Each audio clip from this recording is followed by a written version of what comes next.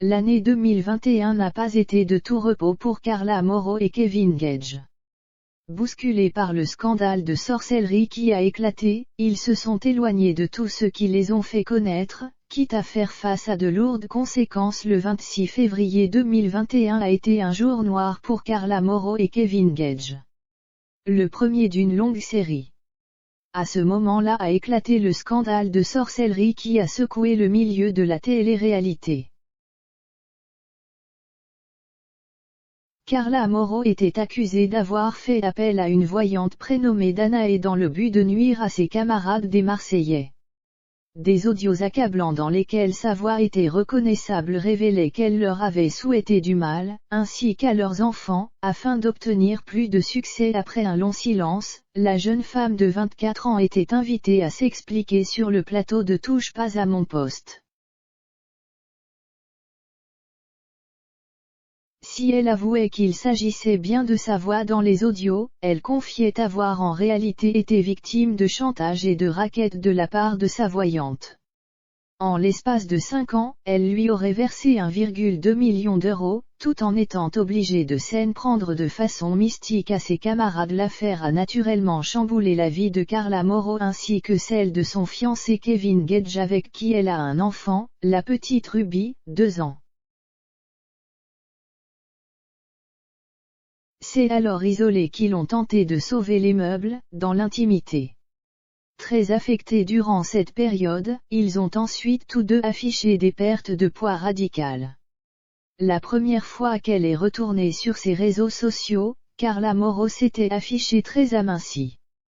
J'ai perdu beaucoup de poids, je fais du 34 maintenant, ça faisait très longtemps. Je rentre dans du 34, j'ai refait une garde-robe complète. J'étais vraiment surprise mais trop contente. Malgré des mauvaises histoires, il peut y avoir des choses positives, relativisait-elle. Même constat pour Kevin, qui s'était quant à lui délesté de 10 kilos en seulement 2 semaines, une polémique qui fait mal au porte-monnaie. Le scandale leur a également fait perdre gros, financièrement parlant.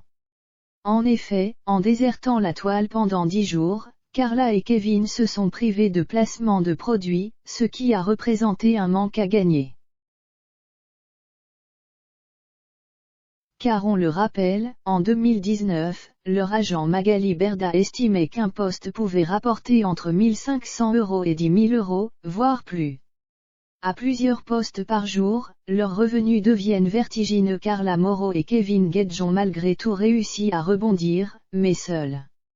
Car, à la suite de ce scandale, il n'était plus question pour eux de retrouver leur famille des Marseillais. Ainsi, ont-ils pris la lourde décision de quitter le programme de W9. C'est sur le plateau de Touche pas à mon poste que le couple avait annoncé la nouvelle au mois de juin. La question est vite répondue, non, clairement, on a décidé d'arrêter.